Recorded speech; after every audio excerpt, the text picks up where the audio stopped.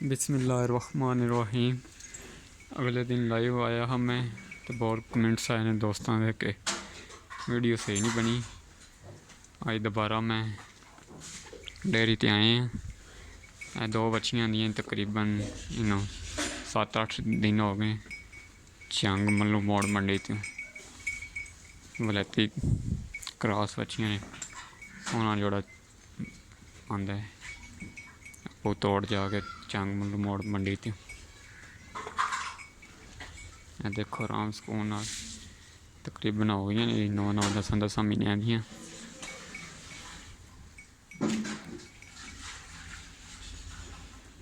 एक काली शायद एक मत्थे ते चिट्टा निशान है। कार दी चोटी है।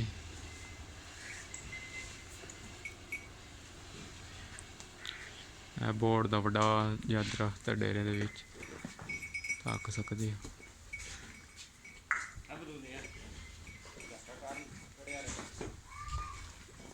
रत्ती मझ है।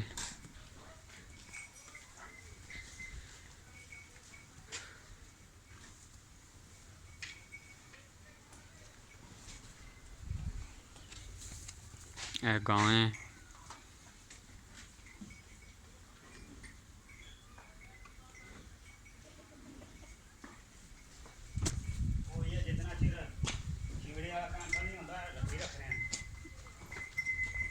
वो नहीं है आंदा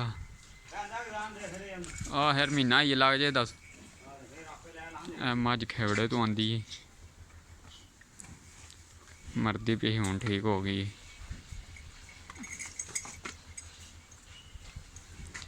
वड्डी मझ है बेचनी है तकरीबन ये दो टाइम का 6 किलो दुध है।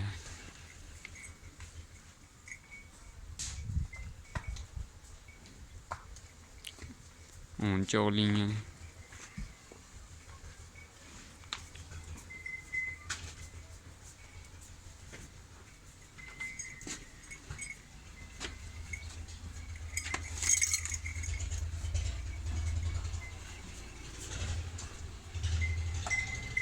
पट्ठे पाने पे चो के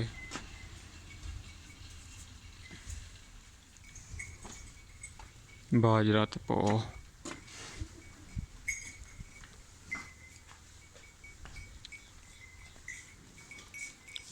मझा ने 4 लैन वाल बंदी ने चो थोड़ी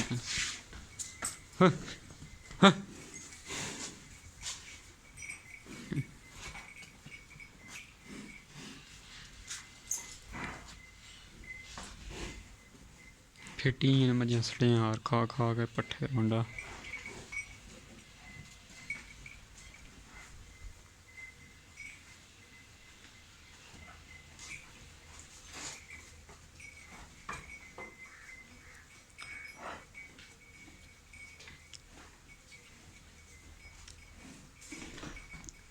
दो हैं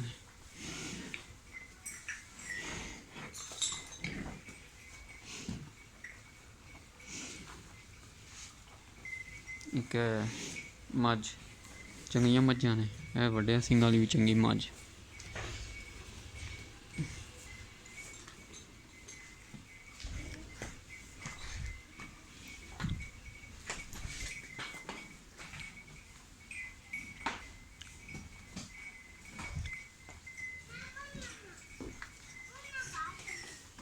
हूँ चोलियां